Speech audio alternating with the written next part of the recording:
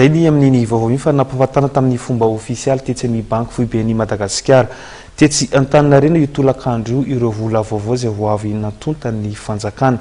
Mahakasika izany indrindra moa dia amin'ny 17 ny volana Jolay ho avy izao nivoaka ny ampahany amin'ireo vola vaovao ireo, raha toka ny 18 septambra kosa nivoaka ny ampahany faharoa.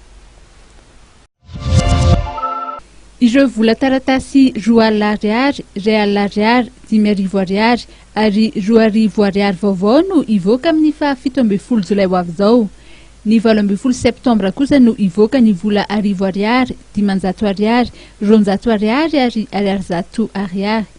Nampatsiahy ny governoran'ny Banky Foiben'ny Madagasikara nandritra ny feonany tamin'ny mpanao gazety fa fanampy nasionaly lehibe ho an'ny toe-karena malagasy ny famoahana ny taratasy-mbola vaovao. Nanapa-kevitra moa ny Banky Foibe hanolotra ny tsena vola taratasy vaovao manaraka ny fivoarana azo antoka mora kirakiraina. Ahafahana misongona ny firoborobon'ny osika sy ny sandoka dia napetraka amin'ireo vola taratasy vaovao ireo ny singa fiarovana tsara kalitao araka ny ikafarany sy azo antoka indrindra. Natao izay ahafahan'ny rehetra eny fa na dia ireo manana fahasembanana eo amin'ny fahitana aza manamarina amin'ny fomba tsotra sy aingana ny vola taratasy atolotra azy. Telo samihafa ireo mpanota ireo vola vaovao ireo.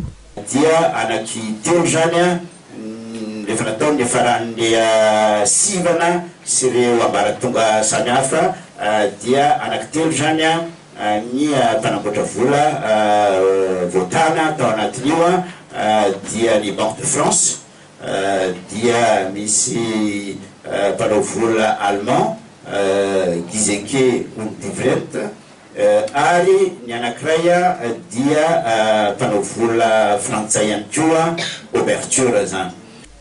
Nitondrany governoran'ny Banky Foibe fanamariana ihany koa ny mikasika ny sanda ny fanotana ireo vola ireo.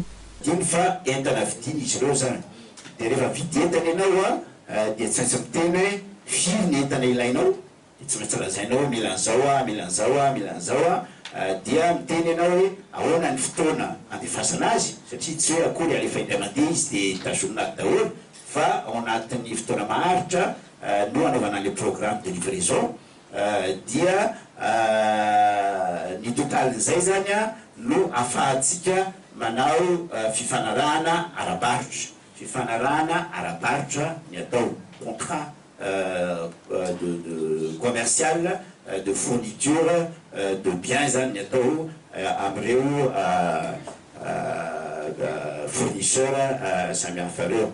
Ny amin'ny kolany moa dia efa ndresahako tetyany izy io misy fomba calcul samihafa tsy ananaka eto amanomasy eo daholo izy rehetra.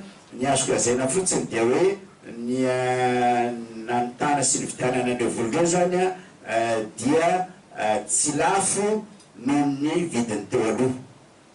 Tsy lafo noho ny vidiny teo aloha ireo vola rehetrarehetra zao rehefa tabatra teo izy rehetra zany fa tsy misy charge supplémentaire zany io ho an'ny Banky Foibe.